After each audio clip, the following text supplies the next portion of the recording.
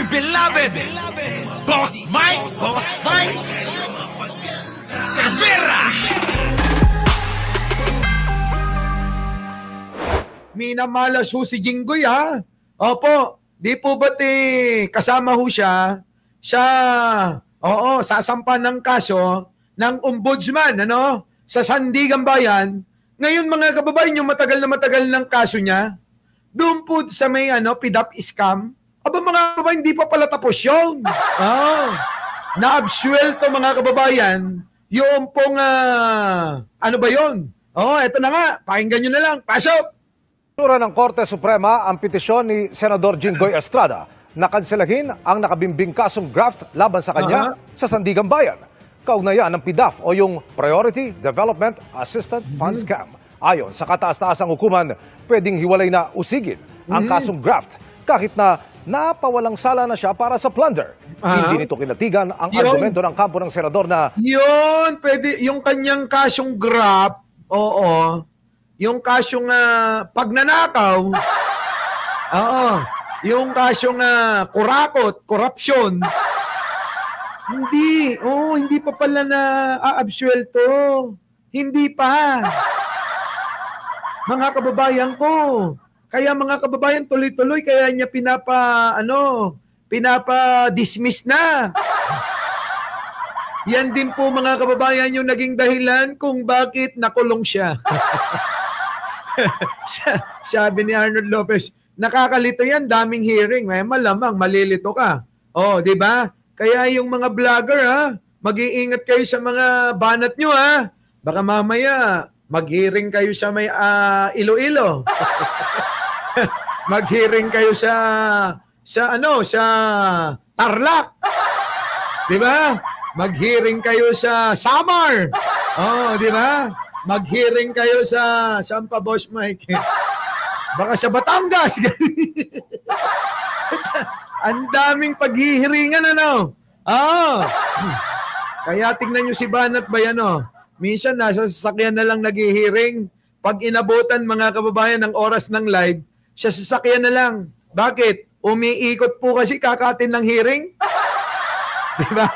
Diba, no? Yun! Malamig naman. Ang problema yung pupuntahan mo, Pag nakulong ka, hindi na malamig yun, no? Hindi na malamig yun. Eto na. Si Jinggoy. Ewan ko ba to mga kababayan ko, na-dismiss pa. Pero, yung pong isang kaso, hindi talaga, ayaw. Ayaw i-dismiss na Sandigan. Ibinasura ng Korte Suprema ang petisyon ni Senador Jinggoy Estrada na kanselahin ang nakabimbing kasong graft laban sa kanya. Kita nyo may nakabimbing graft? Oo. May nakabimbing kaso pa pala itong si Jinggoy. Hindi nyo alam pero sabi niya kasi, wala na, absuelto na yung kaso ko. Yung pala meron pa. Ay, naku Jinggoy, yari ka. Tapos meron pang paparating, may incoming, hindi mo pa pala tapos yung isa, may paparating ka na naman na isa. Tapos mga kababayan, makukulong na naman siya. Plunder. Plunder yung parating. Walang piyansa. Minsan ako, mga kababayan ko, ako mukhang sinasadya niya. Mukhang sinasadya na ni Jinggoy, Para bang nag-i-enjoy? Uy, Boss Mike, nag-i-enjoy ba sa kulungan? Ibig mo sabihin? Iniisip ko nga Di ba, no? Palusot lang ni Jinggoy yung absuelto, sabi niya. Palusot lang pala yun. Yung pala, hindi pa. Meron pa nga. Meron pang parang naka-time, para bang pera sa bangko na naka-time deposit. Na hindi mo ma-withdraw hanggat hindi dumadating yung maturity date.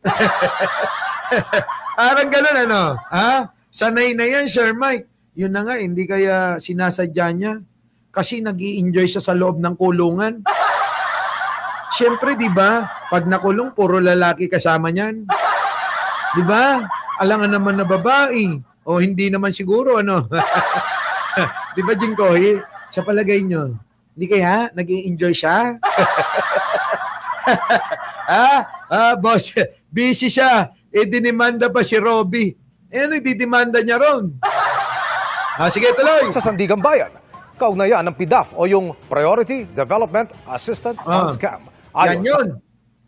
Yan po yung PDAP mga kababayan ay panahon ni Napoles. Si Napoles, natandaan nyo ba, nakakulong pa rin hanggang ngayon?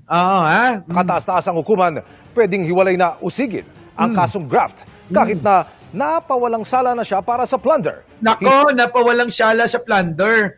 Pero sa graft, pwede pang usigin. Hala ka, Jinggoy. Oo, kinakadyot ka ng kamalasan Kinakadyot si Jinggoy ng kamalasan. Hindi nito kinatigan ang argumento ng kampo ng senador na dahil absuelto siya sa plunder ay dapat wala na rin siyang kakaharaping graft case. Yung pala yung alibay niya, dapat absueldo na ako sa plunder, dapat wala na akong kakaraping graft case. Hindi daw pala pwede. Hindi kinatigan na Sandigan Bayan. Ay, tumigil ka, sumusobra ka na Ay, Jinggoy, pinagbigyan lang namin si Digong para makalaya ka. Yung graft, oo, may piyansa. Pero yung plunder, wala. Kaya, yung kung ano yung, kung ano lang yung pinakiusap, yun lang, hanggang doon lang.